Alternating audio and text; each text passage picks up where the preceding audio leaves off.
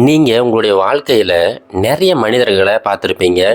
அதில் ஒரு சில மனிதர்கள் பார்த்தீங்கன்னா எப்போவுமே அமைதியாக இருப்பாங்க. வெளியில் பார்க்குறதுக்கு அவங்களுக்கு எதுவுமே பேச தெரியாத மாதிரி இருக்கும். ஆனால் சந்தர்ப்பம் வரும்போது அவங்க சரியானபடி பேசுவாங்க, எல்லாரையும் ஆச்சரியப்படுத்துவாங்க. உண்மையிலேயே அந்த அமைதியாக இருக்கிற மனிதர்கள் ரொம்பவே ஆபத்தானவங்க. அவங்க எல்லாமே தெரிஞ்சுக்கிட்டாலுமே ரொம்ப அமைதியாகவே இருப்பாங்க. இந்த மாதிரி அமைதியாக இருந்த ஒரு மனிதரோட கதையை தான் இன்றைக்கி நம்ம பார்க்க போகிறோம். முன்னொரு காலத்தில் ஒரு கிராமத்தில் ஒரு இளம் வயது பெண்மணி ஒருத்தங்க வாழ்ந்துட்டு வந்தாங்க. அந்த பெண்மணிக்குன்னு யாரும் இல்லை, அவங்க வீட்டில் அவங்க மட்டும் தான் தனியாக இருப்பாங்க. அந்த பெண்மணிக்கு நண்பன்னு பார்த்தீங்கன்னா அவங்க வீட்டில் வளர்த்துக்கிட்டு இருந்த ஒரு எருமை மட்டும்தான். அந்த எருமை இவங்க சின்ன வயசுலேருந்து கூடவே இருக்குது. அதனால் எங்கே இவங்க போனாலுமே கூடவே போயிடும். அவங்க ரெண்டு பேரும் பேசிக்கலனா கூட அவங்க கண் ஜாடையிலேயே எல்லா விஷயத்தையும் பரிமாறிக்குவாங்க. அந்த அளவுக்கு ரொம்ப நெருங்கிய நண்பர்களாக இருந்தாங்க. இப்போது இந்த பெண்மணி பார்த்தீங்கன்னா சின்ன வயசுலேருந்து யாருக்கிட்ட எதுவுமே பேச மாட்டாங்க. மொத்தத்தில் அவங்க வாயிலிருந்து எந்த ஒரு வார்த்தைகளுமே வெளியில் வராது. அதுக்கு என்ன காரணம்னு பார்த்தீங்கன்னா, இந்த பெண்மணியோட சின்ன வயசில் அவங்க வீட்டில் இருக்கும்போது திடீர்னு நிறைய மனிதர்கள் அவங்க வீட்டுக்கு முன்னாடி வந்து சண்டை போடுறாங்க. சண்டை போட்டு அவங்க அப்பா கிட்ட ஏதோ ஒரு விஷயத்தை திரும்ப திரும்ப கேட்டுக்கிட்டே இருக்காங்க. அதுக்கு அவங்க அப்பா வந்து தர முடியாது அப்படிங்கிற மாதிரி ஏதோ விவாதம் பண்ணிக்கிட்டு இருக்கிறாரு. உடனே அவங்க என்ன பண்ணுறாங்கன்னா அவங்க அப்பாவை அங்கேருந்து அடித்து அப்படியே இழுத்துக்கிட்டு போயிடுறாங்க. அப்போ அந்த சின்ன பொண்ணு எவ்வளவோ கத்தி கதறாங்க, அவங்க அப்பாவை விட்டுருங்க அப்படின்னு சொல்லி. என்ன பண்ணாலுமே அவங்க விடுறதா இல்லை, அவங்க அப்பாவை அடித்து இழுத்துக்கிட்டு போயிடுறாங்க. இப்போ அந்த சின்ன பெண் பார்த்தீங்கன்னா ரொம்ப அமைதியாக அவங்க வீட்டில் உட்காந்துக்கிட்டு இருக்காங்க. அவங்க அப்பா எப்படியாவது வந்துடுவார் அப்படின்னு சொல்லிட்டு. ஆனால் கடைசி வரைக்கும் அவங்க அப்பா வந்து வரவே இல்லை. அன்னைக்கு முடிவு எடுக்கிறாங்க, எப்போ நான் வந்து என்னுடைய வார்த்தைகளை பயன்படுத்தி என்னுடைய அப்பாவை மீட்க முடியலையோ அப்போ இதுக்கப்புறம் நான் எப்போவுமே என்னோடய வார்த்தைகளை பயன்படுத்த போகிறதே கிடையாது.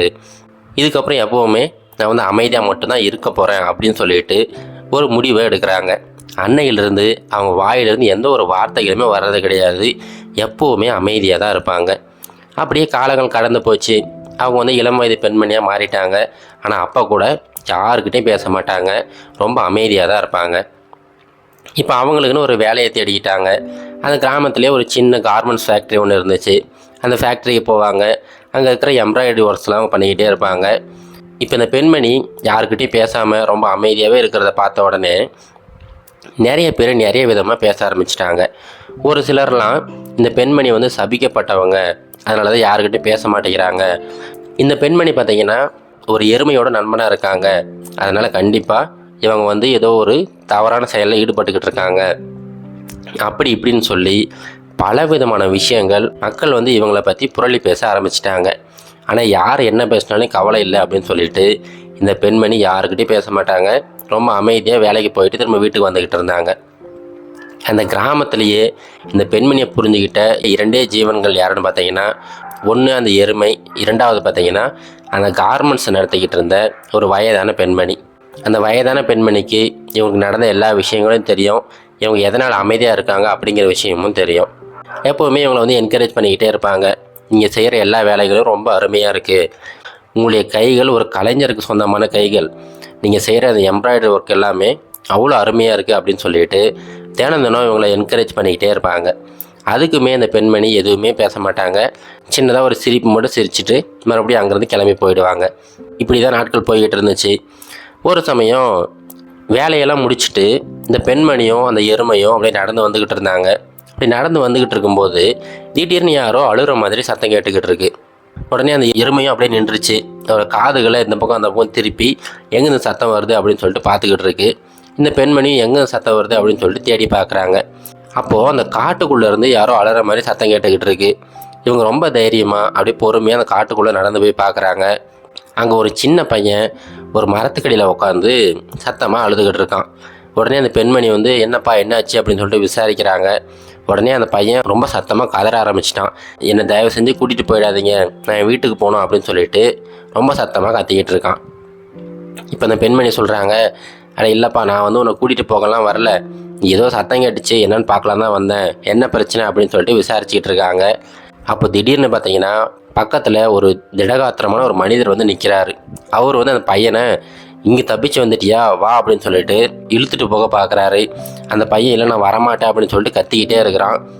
உடனே அந்த பெண்மணி அந்த பையனோட கையை பிடிச்சு இழுத்து இவங்க பக்கம் நிறுத்திக்கிட்டாங்க.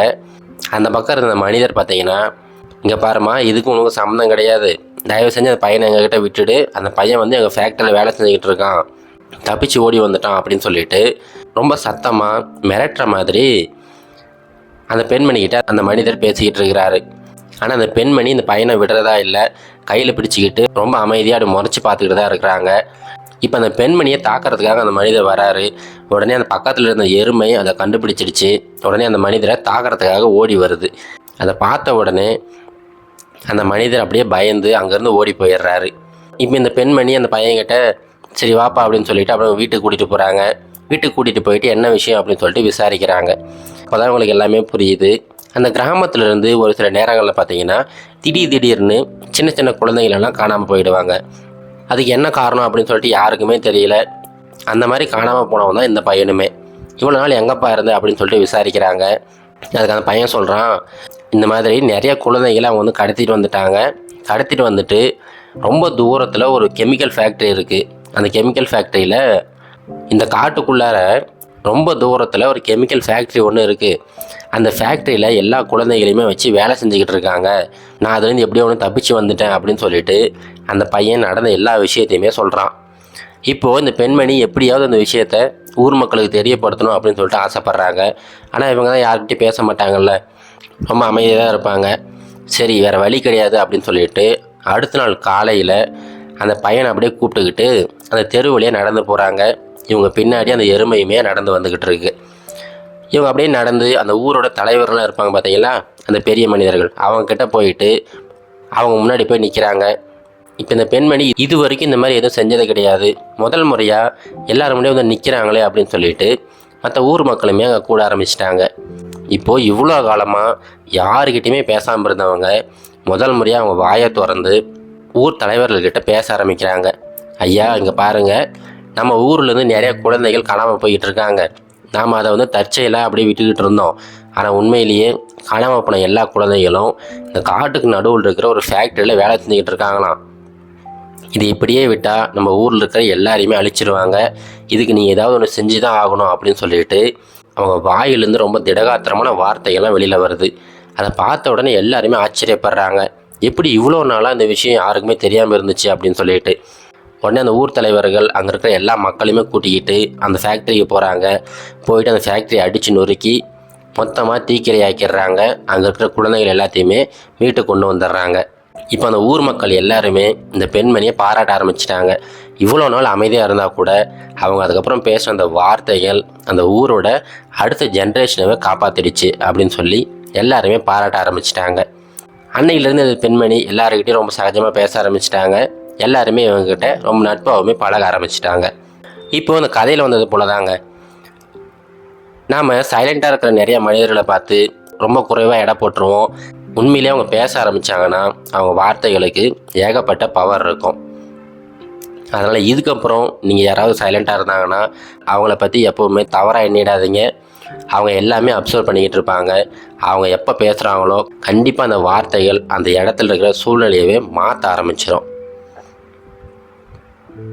இது கரேஜ் டு ஆக்ட் மோட்டிவேஷன் கதைகள்.